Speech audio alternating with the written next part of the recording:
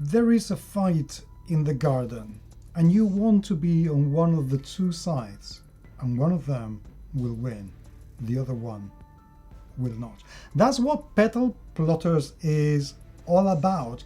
This is a mega tiny little game that I got my hands on at Spiel in 2024, and I've been playing it. But is Petal Plotters going to be worth the amount of money that you have to pay to get your hands on it? So play we all.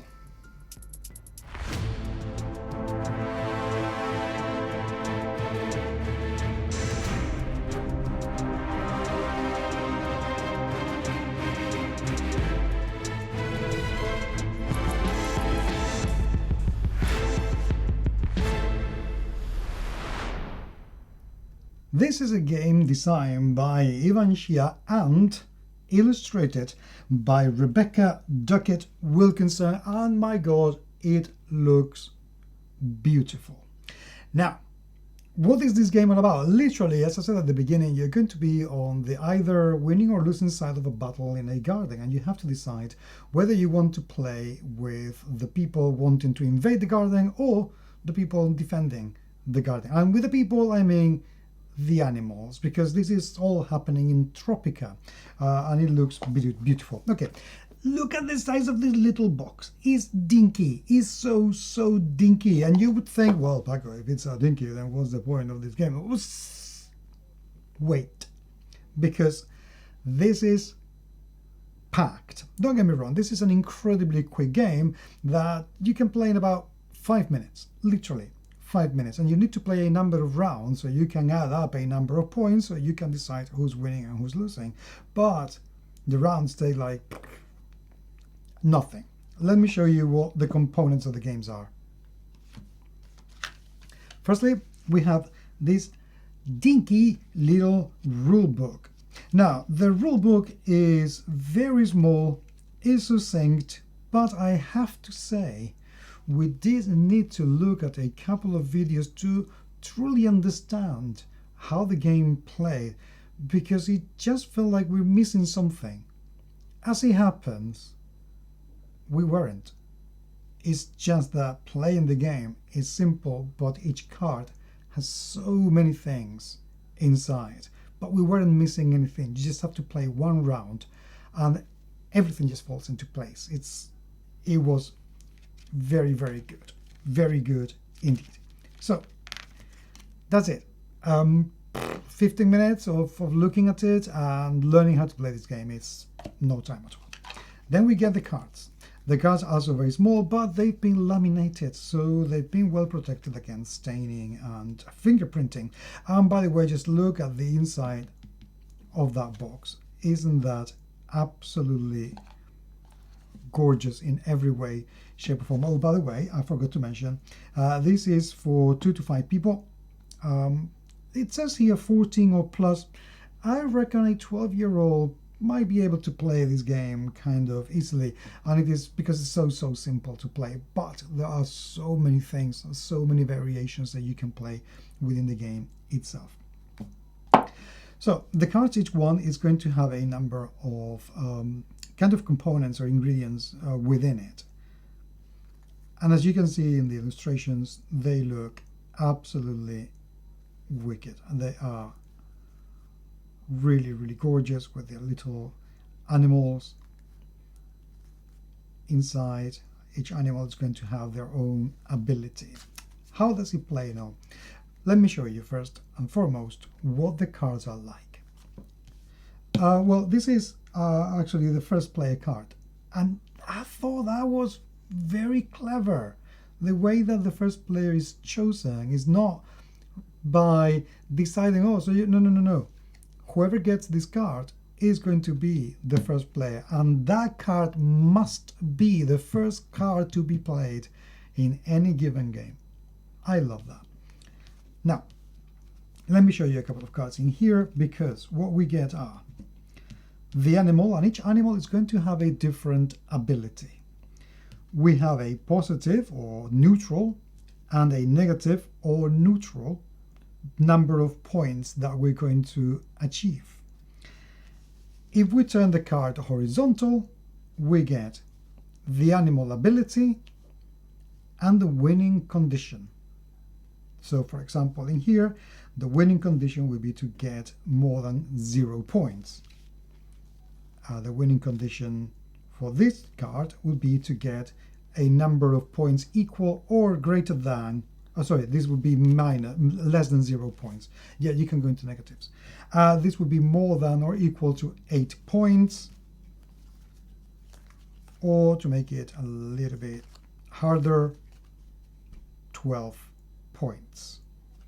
So how is this game going to play? Depending on the number of players, you're going to get between 7 and 5 cards in your hand. You're going to create your own garrison. That is your offensive in the war that is being fought in the garden at the moment. Remember that even though you have more than one player, there are only 2 sides to this: people invading and people defending the garden. So in your round, you can either use the animal ability, which will allow, for example, to turn all the cards upside down or to take cards from another player, so on and so forth. There are plenty of abilities in here, so you will have a lot of choices, but also you have to choose whether you want to play to add points to the defense or to subtract points, which is what the offense, as in the invading force of the garden, needs to play the game. This is how you can get to under 0 points. What's the difference? When you play an animal ability, you put it face up. Everybody can see what animal abilities have been played, and everybody at any given time can shuffle through the discard pile and see what's coming and what isn't. The remaining cards around your hand or in your hand, you're going to be placing upside down. Be careful.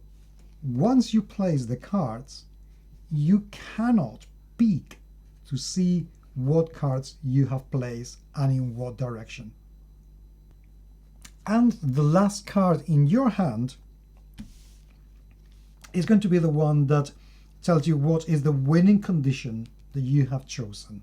So depending on what you think other people have played, you can choose, I am confident in the cards I have here. I am confident in how other people are playing if they're on my side. So in this case, I think we're going to need more than 12 or equal to 12 points to win. That's my winning condition. So if we get more than 12 points, I win. That's it. We reveal the cards and we count the points. So in this case, I was being evil and we subtract 4 points. Do the math, and that is the end. If whoever wins is pro-garden, then great. If they're against the garden, well, that's great too, because this is just a game, so it doesn't really matter too much. But that is how it plays. You play another round, and then another round, and as many rounds as you like, and the winner is the person who gets the most points and more victories. That's it. It is incredibly simple to play. What makes this game so great is A, the traitor component to the game. It's very good because that can be influenced by what cards you get in your hand. Kind of the cooperative aspect of the game also, because you can discuss with the other players what do you think you're going to be doing, and they can tell you the truth or not. And the variation of so many different animals, so many different abilities, so many different winning conditions, that to me makes the game really, really exciting, because each animal, it's going to allow you to do something that can affect the end of the game, but on the other hand, you're going to have to choose whether you want to use that ability, or if the point that you can either add or subtract is going to be more valuable than the ability itself, and sometimes the ability may hurt you also, so you have to be very careful.